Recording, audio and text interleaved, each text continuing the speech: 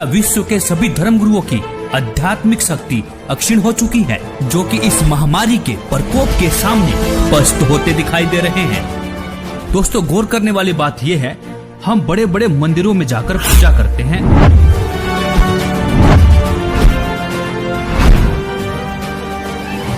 मस्जिदों में जाते हैं, तीर्थ व्रत उपवास करते हैं, धर्मगुरुओं से दीक्षा लेकर भक्ति भी करते हैं। आखिर किस लिए? अपनी रक्षा के लिए ना।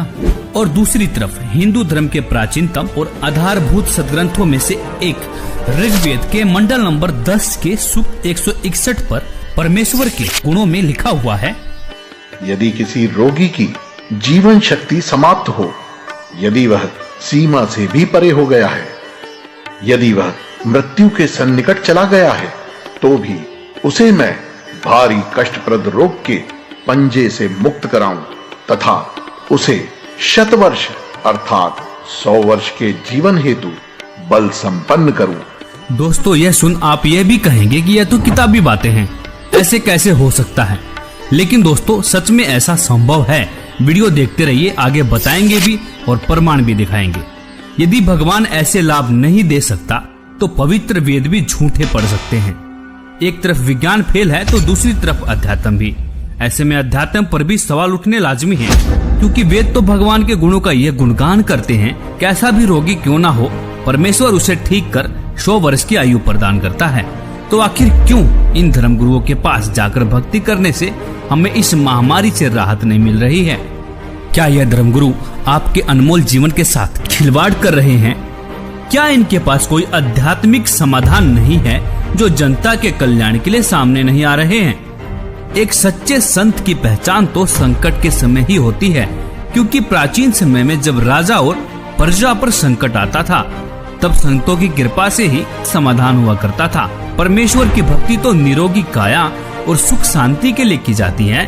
और इसी संदर्भ में कबीर परमेश्वर जी ने भी कहा है कि संत शरण में आने से आई टले भला, जय भाग्य में मृत्यु हो तो कांटे में टल जा। मतलब यदि मृत्यु भी होनी हो, कांटे जैसे दुख में मृत्यु टल जाएगी। दोस्तों, ऋग्वेद से साबित हुआ कि परमेश्वर की शक्ति के सामने विज्ञान शून्य है, क्योंकि जिस परमेश्वर ने मानव को बना चलाया, क्या उसे स्वस्थ करने में समय लगेगा? नहीं ना। दोस्तों, ऐसे में इस बात को भी दरकिनार नहीं करना चाहिए कि इस संकट की घड़ी में हमारे आध्यात्मिक धर्मगुरु क्या रोल अदा कर रहे हैं। कोई भी धर्मगुरु सामने आकर यह विश्वास नहीं दिला पा रहे हैं कि मानव जाति पर मंडरा रहे महासंकट से किस प्रकार से बचा सकते हैं। और दूसरी तरफ एक संत के शिष्य माननीय प्रधानमंत्री जी को लाखों पत्र लिखते हैं, लाखों ईमेल करते हैं। माननीय प्रधानमंत्री महोदय, भारत सरकार, मान्यवर, आप जी से हम संत रामपाल जी महाराज जी के लाखों अनुयायी आप जी के द्वारा मांगे गए सुझाव का सम्मान करते हैं।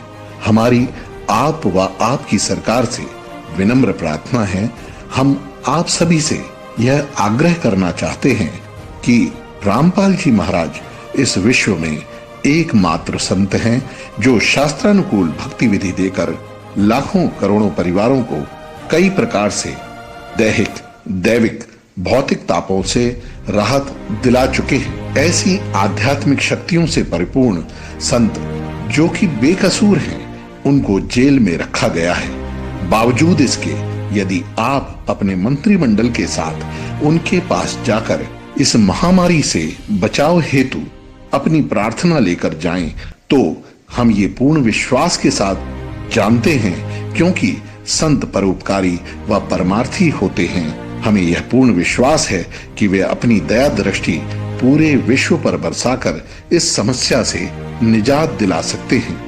आशा है इस एकमात्र बचाव के तरीके पर आप जी अमल अवश्य करेंगे। सत साहिब। और ट्विटर पर भी ट्रेंड करके पूरी दुनिया को विश्वास दिला रहे हैं कि सिर्फ और सिर्फ एकमात्र संत हैं जो मानव जाति को महासंकट से निजात दिला सकते हैं। वो संत कोई और नहीं, संत रामपाल जी महाराज हैं। यह सुन इस वीडियो को स्किप मत करना, जरा रुकिए, आपको विश्वास दिलाने के लिए कुछ जीते जागते प्रमाण पेश कर रहा हूँ, जिन्होंने संत रामपाल जी द्वारा बताई गई शास्त्र अनुकूल भक्ति की और परमेश्वर ने उनकी मृत्यु को भी टाल दिया। दोस्तों, आज तक सिर्फ हमने सुना ही था कि परमेश्वर अंधे को आंख, कोढ़ी को काया, निर्धन को माया और बाज को पुत्र देता है, लेकिन यह अनसुना सत्य वर्तमान में सत्य साबित हो रहा है। दोस्तों, ऐसे ऐसे एक नहीं, दो नहीं, हजारों प्रमाण ऐसे हैं जो संत रामपाल जी के अनुयायियों के जीवन में आप देख सकते हैं। मुर्दा बच्चा जीवित हुआ।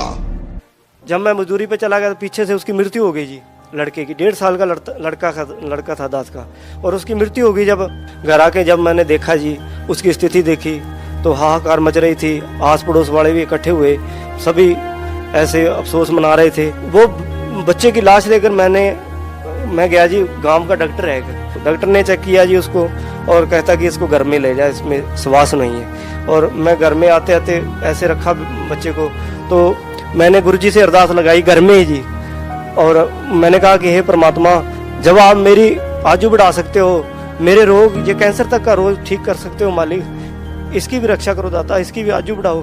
हे परमात्मा, मेरे सतगुरुदेव ने तेरी दया करी, मैं कुछ इतने लाभ दिए मैं बता नहीं सकता आपको, इतने लाभ दिए मेरे को इस भगवान के। मैं धन्यवाद करता हूँ इस भगवान का। मेरे बच्चे की आजू बढ़ाई, उसी तरह हम जिंदा हो गया जी गांव के सामने। सभी देख रहे, जितने मेरे को गालियां देते थे उस ग्राम में, वो कहने लगे कि आपके संग में बहुत शक्ति है, वो पूर्ण संग। आज मेरे गुरुजी की कोई निंदा नहीं करता मेरे गांव में।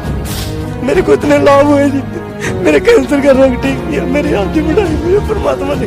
और घर में ऐसा होता था जी, हमारे खाने को आटा नहीं होता था और हम मांग मांग के खाते थे, काम भी करते थे, फिर भी बीमारी के खाना हमको मांग के खाना पड़ता था। जब से मैंने नाम लिया, मालिक ने बहुत सुख दिया। दे दिया डॉक्टर ने जवाब। फिर कैसे ठीक हुआ बिना दवाई के ला इलाज कैंसर? बोले ये बीमारी ठीक होगी, ये कैंसर है, इसको हम ऑपरेशन नहीं कर पाएंगे और ये और बढ़ जाएगा। जी क्या ये कह रहे हैं कि संत रामपाल जी की भक्ति करने के बाद ये फोड़ा अपने आप फूट गया, अपने आप ठीक हो गया, अपने आप ही इस चीज से ले ली, ये सब अपने आप हुआ है? कुछ ऑपरेशन वगैरह डॉक्टर ने? तो एक पैसे की दवा नहीं करा, आप यार ठीक है। और कति ज्ञान सुनकर समर्पित हो होगे तो आपकी कैंसर का बाप भी ठीक हो जा। भगवान किसे कहते हैं? वाह भाई वाह।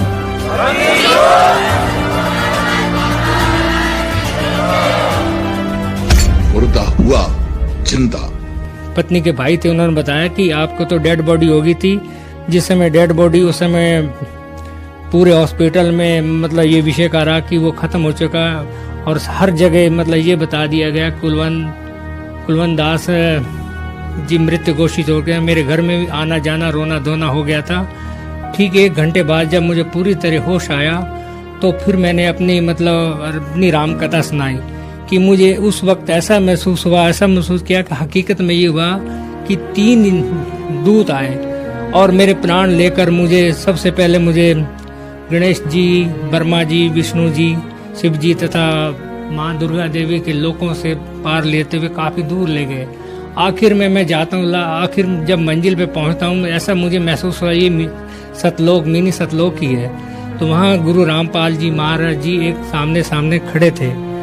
मैंने जब देखा तो उन्होंने मुझसे कहा, बेटा की भक्ति अधूरी है, तो आपको मैं एक मौका और भक्ति का देता हूँ, आप अपना जीवन सफल हो जाएगा। उसी वक्त गुरु संत रामपाल जी महाराज जी ने कबीर का रूप दिखाया। उसके बाद मुझे वहाँ से तीनों यमदूतों ने वहाँ से एक धक्का दिया, और धक्का देने के बाद मैं जब यहाँ से आंखें खुली तो मैंने एकदम अपने आप को देखा, मैं पसीन से तर हो गया। तो मेरे पूरे पीठ पे नीले निशान पड़े थे। दुर्घटना में मौत, जीवित किया। बड़ा लड़का था मनोज नाम का, उसका मेरा बल्लमगढ़ में आके एक्सीडेंट हुआ शाम को 7 बजे। जब ही लड़के को ऐसे लिटा दिए, मेरे सर पे से चादर उतार दिए, सोल उतार कर उसको ढक दिए और अंगूठे दोनों बांध दिए लड़के के, जैसे संसारे में बांधते हैं। बांधने के बाद फिर मैं संत रामपाल जी महाराज से प्रार्थना लगाई, हे मालिक, मैं जय गुरुदेव की भक्ति से गई थी, पति को खो के गई थी, मैं पति खत्म हो गए थे, उसके बाद में आपकी भक्ति ली थी, ये होने वाला था, तो आप इसकी शादी क्यों की? फिर बहू ने फोन मिलाया कि आप कहाँ पे हो? मैं बोली हम ठीक हैं, हम कहाँ पे नहीं हैं, तू घबराए मत। तो बहू बोली नहीं, कुछ ना कुछ बात हो गई है, मेरे को क्यों छुपा रहे हो मेरे से, मेरे वीडियो कॉलिंग पे बात करवाओ।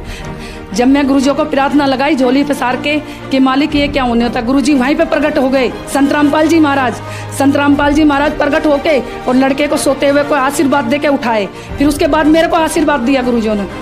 फिर उसकी सास आई हॉस्टल के अंदर, बोली अपने गुरु को नहीं छोड़ेगी। मैं बोली मैं नहीं छोड़ूंगी गुरु को, मैं सबको छोड़ दूंगी, गुरु को नहीं छोड़ूंगी। गुरु के पीछे तो संत रामपाल जी महाराज के पीछे तो आज ये बेटा जिंदा है, नहीं तो मेरे बेटे को रात को ही मैं खो देती, आज मट्टी लग जाती। डॉक्टरों ने जैसे देख लिया तो भाई बिल्कुल जीरो रिपोर्ट है, नवज नाड़ी कुछ भी नहीं है। उसके बाद में सिमरन जैसे संत रामपाल जी महाराज से अर्जी लगवाई तो इनको होश आया, तो डॉक्टर भी एकदम से अचंभित रह गए। अब ये क्या चमत्कार है, एक तो रिपोर्ट 0-0 बता रही है और एक इनको आधे घंटे में ही होश आ गया। ये तो बहुत बड़ा चमत्कार है। तो चमत्कार को देख के सारे डॉक्टर सारे अचंभित रह गए कि ये तो कोई बहुत बड़ा चमत्कार है। तो ये संत रामपाल जी महाराज का चमत्कार है जो कि हम सतभक्ति करते हैं। और इन्होंने जीवन दान दिया, एक मौत के मुंह में से निकाला इनको, रुपेश दास जी को। क्या नाम है बहन जी आपका? कमला दासी है जी। मेरे घर वाले को 2014 में 10 अक्टूबर को पैरालाइज का अटैक पड़ गया था, बिल्कुल खत्म हो गए थे। तो बेटे के याद आई कि सतलोक आश्रम फोन मिलाऊं। जब फोन मिला तो किसी भगत ने फोन उठाया वहाँ से, उन्होंने कहा बेटे ने मेरे ने रोते रोते बड़े बेटे ने कि भगत जी बात करा दो परमात्मा से, मेरे पापा खत्म हो चुके हैं पैरालाइज का अटैक पड़ के। तो भगत जी परमात्मा से बात कराई, परमात्मा ने कहा बेटे बंदी छोड़ दया करेंगे, दंडवत करके अमृत जल और प्रसाद दे दे। तो भगत जी मालिक ने इतनी दया करी, संत रामपाल महाराज जी ने, इतने बेटे का फोन भी नहीं कटा। इतने तो मेरे घर वाले ने यूं कह दिया बेटे मैं बाथरूम करने जाऊंगा। बाथरूम करके भगत जी गली में टहल के आया, गली से टहल के घूम घाम के फिर घर में आया। परमात्मा ने इतनी दया करी, हमारे पूरे घर में रोआ राहट मच गया था, खत्म हो चुके थे, बिल्कुल एक मिट्टी पड़ी थी घर में। इतनी दया करी मालिक ने, मैं आपसे बता नहीं सकते। हमारा सारा कुनबा रोआ राहट मच गया था घर में।